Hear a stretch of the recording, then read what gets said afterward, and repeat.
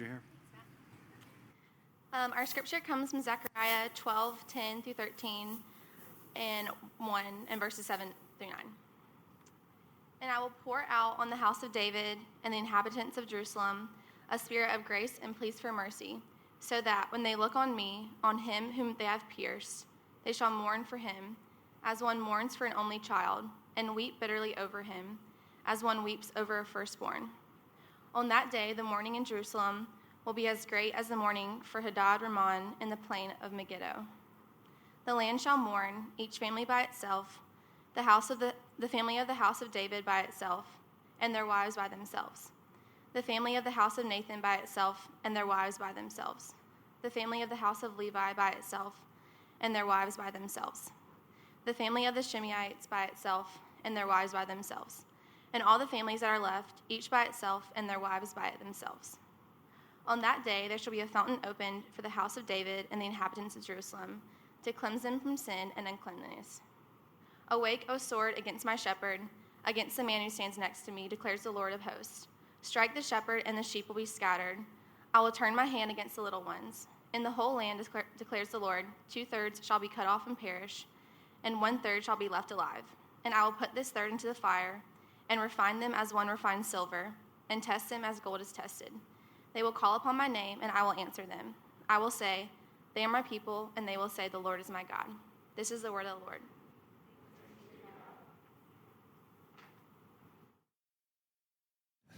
Well, thank you, Carrie. Y'all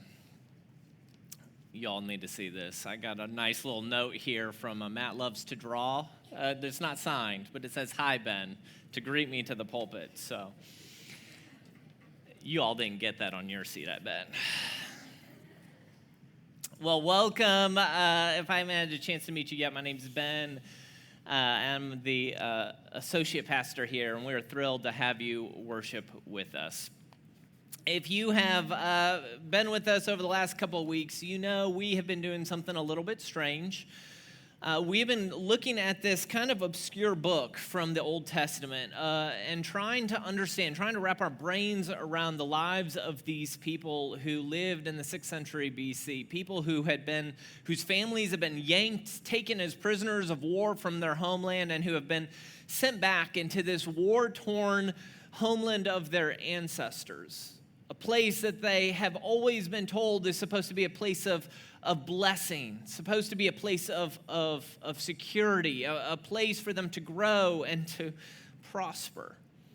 And as these people are coming back, God gives them all sorts of visions and dreams of what he is going to do in their midst, the way that he is going to form them as a people, the way he is going to bless the world through them. And so we've had sermons over the last several weeks titled things like, dreaming of peace. Sounds pretty good, right? Dreaming of power. That's great for people who have been stripped of power. Dreaming of love, dreaming of a king, dreaming of rest. We like that one so much we did it twice, actually. But then we get to this passage. Just as we're starting to kind of get into our groove of Zechariah, God says, all right, people of God, you refugees, you exiles, you people who have been oppressed and maligned and insecure for decades of time. He says, I'm going to give you a dream of what I'm going to do in the future. And this is how it goes. There's going to be a king among you, a king who's so good and trustworthy, a God whose protection and his love and guidance is so secure that he's like a shepherd caring for his sheep. That's you. You're the sheep. And when that shepherd is there, I'm going to rise up a sword and kill the shepherd, and you, the sheep, are going to be scattered all over. 2/3 of you are not going to make it. You're going to perish. And the third of you that does perish, this is what your experience is going to be like. It's going to be like you're a piece of metal that's thrown into a crucible, melted down to have all the impurities burned away. And you can imagine they're sitting there going, I thought we already went through all of this. I thought our grandfathers went through being scattered abroad to the nations. I thought that we had already had enough of the pain and the suffering. Isn't it time, God, for the goodness? Isn't it time now for us to be safe? Isn't it time for us to not feel that anxiety anymore? It's really hard to imagine that this dream sounds too dreamy for these folks.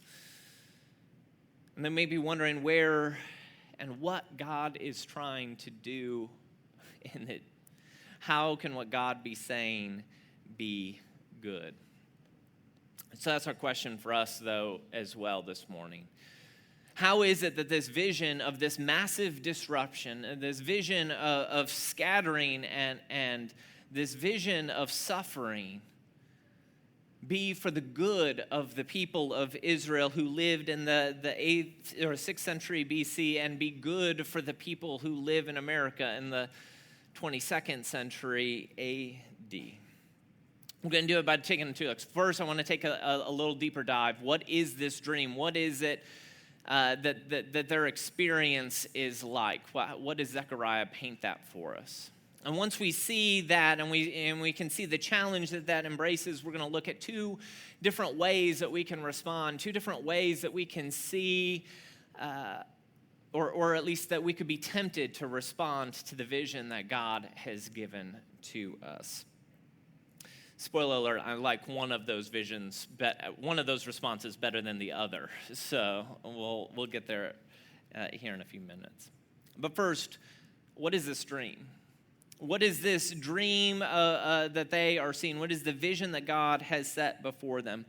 If you notice, as Carrie was reading, that there are, in this section, there's actually two different visions that are given, and they're set apart from each other slightly. But I think the best way to understand them is that they go hand in hand, that they refer one to the other, that they are referring at least to very similar or overlapping events. And so we can see here in 12:10 that God sets out this same confusing, strange claim. If we, did a little sentence diagramming, we could remove out some clauses, and it would say this: I will pour out a spirit of grace so that they shall mourn and weep bitterly. I will set out a spirit of grace so that they shall mourn and weep bitterly. And we go, that doesn't sound good. But what do you mean, God? What is it? What is it that you're saying? In chapter 12, God has just described this battle. And so presumably the people's brains are picturing a battle. And there's this character in here, the one who is pierced. Most scholars would think that the first readers would naturally read this to be the king, their leader, the one who gives them hope and security for the future. But their king doesn't make it. He's pierced. Doesn't mean his ears were pierced. It means a spear was stuck into his side, that some sharp object has impaled him, almost certainly to the point of death. And what we see these people experiencing in the midst of this crucible is intense internal angst. Over and over it tells us that they were mourning, right? That they shall mourn for one as one mourns for an only child, in verse 10. They'll weep bitterly over him as one weeps over a firstborn. It's hard to conjure up the right words to draw the intensity of that kind of language. But if you've had someone who's close to you die, if you've been one who has, so to speak, survived the loss of a close one, you might have a picture. A couple years ago, our next door neighbor who lived next to us, she took her own life. And as we as a family are wrestling with and grappling with that reality, the kinds of questions we asked ourselves are probably questions that you've asked yourself at various places in life. How did this happen? Why is her life in such a hard place and my life be in such a good place? Could we have helped her? Could we have intervened? Did we do enough to remind her and tell her that we loved her and that we cared for her, that we wanted to be there with her? The loss of this dear woman from our lives was painful. Over and over again, it was a terrible loss, but the loss was made worse by this that we are okay and that she is now gone. If you've, oftentimes psychologists talk about survivor's guilt in terms of big calamities, things like 9/11. We'll hear stories over and over again of people asking these questions, the guilt that they feel. And it is intense and it is raw, but it's only half of what these people are experiencing. Because what these people are experiencing is not survivor's guilt. What these people are experiencing is guilt. They're not asking, what could I have done better? They're saying, look at what my hands have done. Because in verse 10, it tells us, read it again, chapter 12, verse 10. When they look on me, on him whom they have pierced, they shall mourn for him as one mourns over an only child. That the mourners that we see on the field of battle this day are the murderers of this king. So when they're looking at the death and the loss of this king, the confusion that surrounds it, the insecurity of the future, it's not a hypothetical, I wish I would have done better. It is a devastating, blood on your hands guilt that they are experiencing. And it is intense, and it is deep, it is personal. If you believe the story of the Bible goes a lot like this vision does. That there is a king who reigns over heaven and earth. One who has made the world and has loved it and guided it as a shepherd guides its sheep. And yet, in the midst of the battle, in the midst of life, those sheep who should have protected him, the sheep who should have cared for him, the sheep who should have followed after him, rose up in rebellion against him. That we, in a metaphorical sense, and as we'll see later, a not so metaphorical sense, have rebelled against the king, that we, in our efforts to take matters into our own hands, have killed the king of the world, who is God. If God is a king, then we have committed the insurrection, the coup that threw him from the throne. If earth is a ship, then we have been mutinous. We've thrown him overboard in our attempts to live life the way that we want to live. And the story of the Bible is that we are people who have blood on our hands. That we have guilt in front of us because we have each individually and corporately participated in that dismantling of the world. It's not usually how we open sermons, though, is it? We don't normally open and say, you are guilty of murdering the king of the world. And the reason we don't do that very often is because we know, as preachers, we know the kind of response that guilt brings. We know that to say to someone, you are guilty, implies something else, because each of us in this room has been guilty enough to know that we associate guilt with rejection.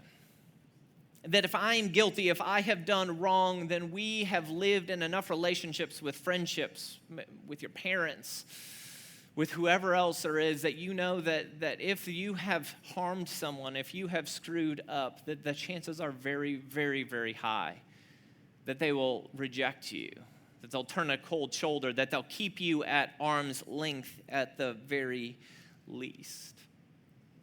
And so when we read a story in which the people have struck down and they've killed their king, we want nothing to do with the guilt. And so we create a different story for ourselves. So if the dream tells us that we are a people who have committed this treason against God, then the first and most likely place that our hearts are going to go is we are going to want to go, no, we're not guilty. We want to distance ourselves from guilt because we want to distance ourselves from rejection. And we even tell stories this way, right? And so, I'm sorry, let me go back. So the first response, I'm going to call this the gospel of acceptance. The gospel of acceptance. And we can tell the story of the gospel of acceptance through one of our dear friends. Some of us have stayed with this person a long time, Princess Elsa from the movie Frozen. The movie Frozen, you all remember this, right?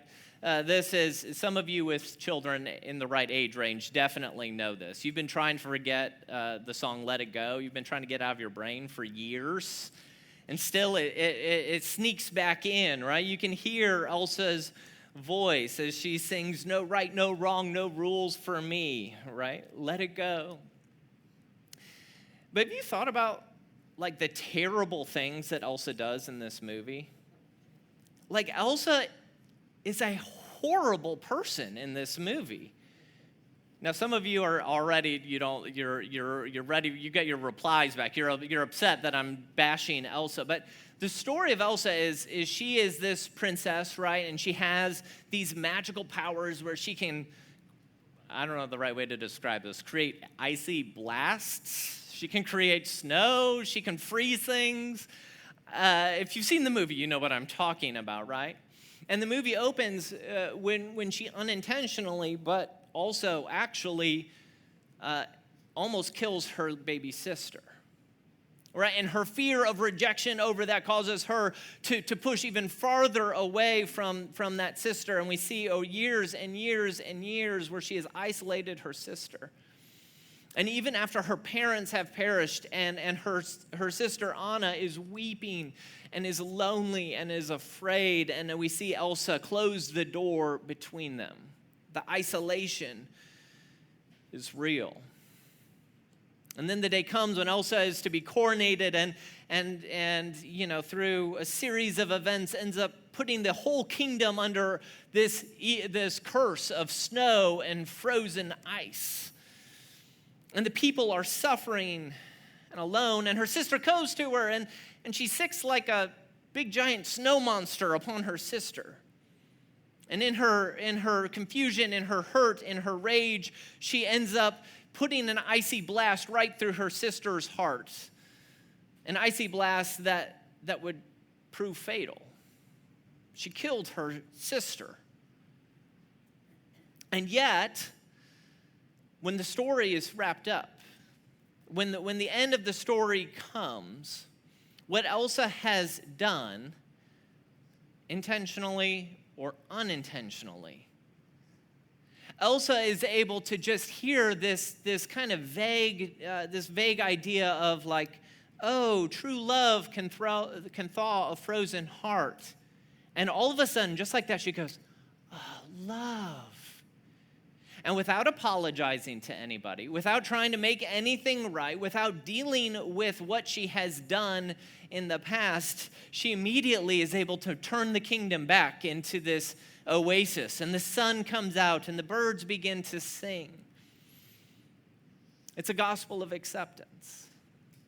That if you're really loved by somebody, if somebody really cares about you, then what you have done to them, the things that you have inflicted upon the world, those don't ultimately really matter, do they?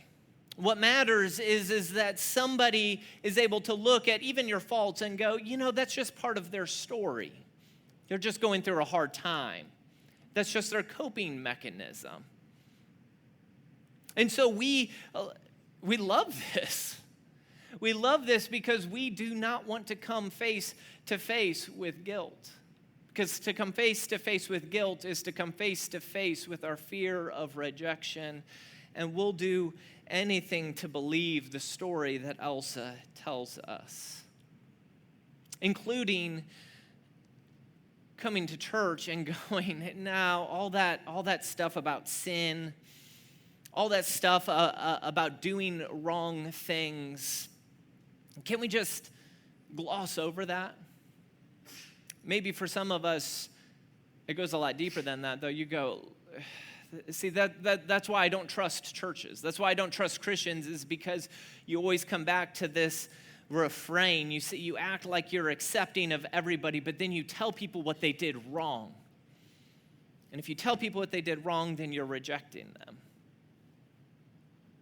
And so we, more often than not, are going to choose to believe that somehow the misdeeds, somehow the hurts and the pains we have caused others can just go away if we can accept ourselves and if someone we love accepts us.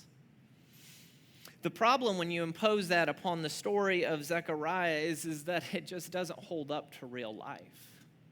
It doesn't hold up to real life because real damage requires real repair, right? Real damage requires real repair. In this story of acceptance, when a vague sense of love can cover over everything and the birds come out and sing,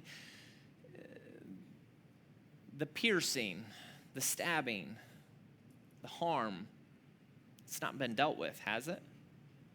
The gospel of acceptance doesn't work because it ignores the fact that there is a problem between us.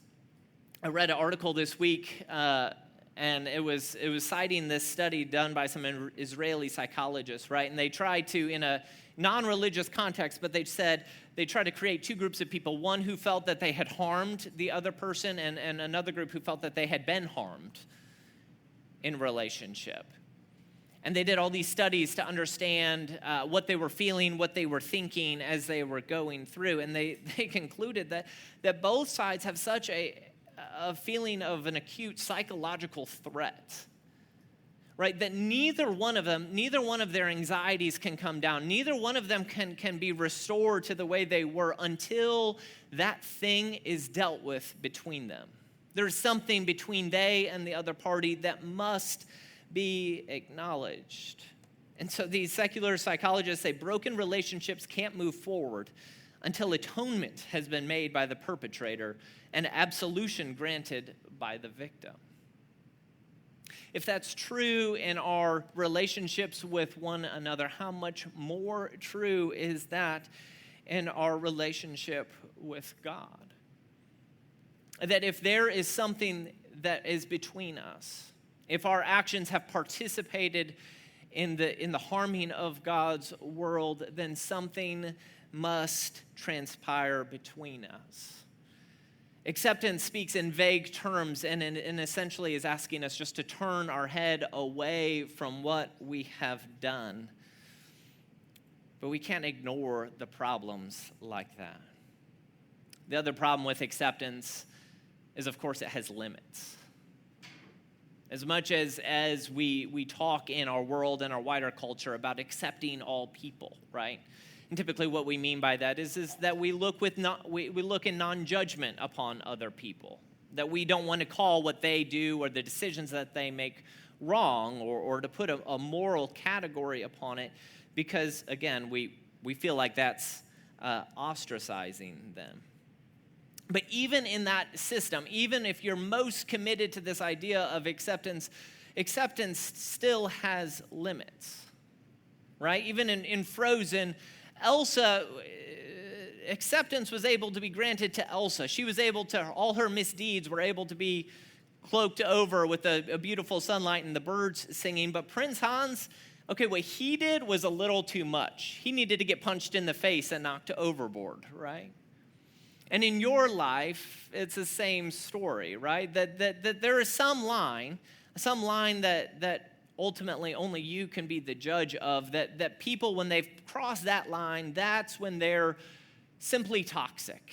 Their views are so regressive. Their views are simply so harmful that they must be excluded from the circle of acceptance. And so we maintain this idea that acceptance will heal all our wounds because we've ignored all of the people who are outside of that circle. the people who have caused real harm, the people who have caused real pain, the people who have stabbed someone in the back. Those people are outside the realm of what acceptance can possibly accept. And so acceptance at its end is not really too accepting overall, is it? But there's a different story we can believe. There's a different story than the gospel of acceptance, and it comes back to us and it says, maybe guilt is not equivalent to rejection. Maybe the harm that has been done in the world, maybe the looking at and knowing and understanding and mourning, as our people in our text here have, maybe mourning and looking soberly at what we have done in the world does not lead to rejection, does not lead to hostility. Maybe it leads to something good. Maybe it leads to something right. And so against the gospel of mere acceptance, we have the gospel of Jesus. Couldn't come up with a creative way to say it, guys. The gospel of Jesus. And look at the way that this narrative in Zechariah plays out. Because spoiler alert, Jesus is the one who is pierced in the field of battle by those closest to him. It is Jesus who is the shepherd who is struck down and destroyed. And yet, if we read the story of Zechariah, we have this group of people who are guilty of murdering their king, Jesus. And yet, look at where their mourning goes. Look at what happens when they look upon him whom they have pierced. What happens? Well, in chapter 13, verse 1, it says, on that day, there shall be a fountain opened for the house of David and the inhabitants of Jerusalem to cleanse them from sin and uncleanness. You get that? Elsa just says, look, I embrace love and all her problems go away. But do they? Do they? I can keep a pretty good track record of what my sister did back in 1990 and she never apologized for. Right, if there's something between us, especially something as significant as me stabbing you in the back, I think that is a problem that has to be absolved. And the story of Jesus goes like this, that it is precisely at that moment when the harm has been inflicted upon Jesus. It is precisely in that moment when the people see what they have done and they grieve and they mourn that the one whom they have harmed brings cleansing. He removes the barrier between them. He breaks the hostility that is naturally there. The gospel of acceptance has no power to remove what separates us. It has no power to clean away the barriers that we have put up, the walls we have built between us. But Jesus, in his suffering, is able to leave us into repaired relationships with one another and repaired relationships with him. We don't have to ignore the hurt. We don't have to ignore the pain. We don't have to ignore and pretend like what we have done is amoral. We can look at the harm that we have done on the world. We can look at the harm we have done on Christ because we know that our guilt does not lead to our rejection. Our guilt leads us to Jesus, and Jesus removes the barriers between us. Look at the second section here, though, the section about the shepherd being struck down. And this story, which again I'm arguing runs analogous to and alongside with the story in chapter 12, starting in verse 10. See what the acknowledgement of guilt leads these people. What is the end result of this story? In the end of verse 9, God says, and they will call upon my name, and I will answer them. I will say, they are my people. And they will say, the Lord is my God. See, the gospel of Jesus doesn't have a limit, does it? The gospel of Jesus doesn't lead us into a place of rejection. In fact, it leads us to a place of radical belonging. It leads us in a moment of our greatest fear and our greatest shame, our greatest sense of confusion about who we are and our role in the world. And it says, if they call upon my name, if you will acknowledge if you will look to me to be the one who saves you, then what you can have is not rejection. It doesn't matter who you are, and it doesn't matter what you have done. See, as humans, we can only accept people to a certain amount, right? And at a certain level, we just have to lock people away. But the gospel of Jesus can be preached just as easily on death row as it can be preached in this room here today. The gospel of Jesus can go to those who have inflicted the worst kinds of harms on the world and who have blasphemed the name of their Creator so consistently and forcefully. And God is able, because of the sufferings of Jesus, to say, what has stood between us will stand between us no longer. You will be my people, and I will be your God.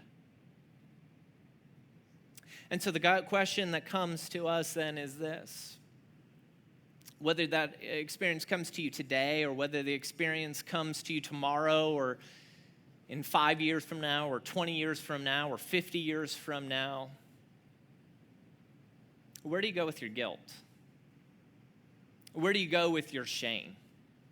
I'm telling you right now, you're going to be tempted to go and to find some way to gloss over it, to say, so-and-so still accepts me. Or to say, well, if I can just accept myself, then I'll be okay.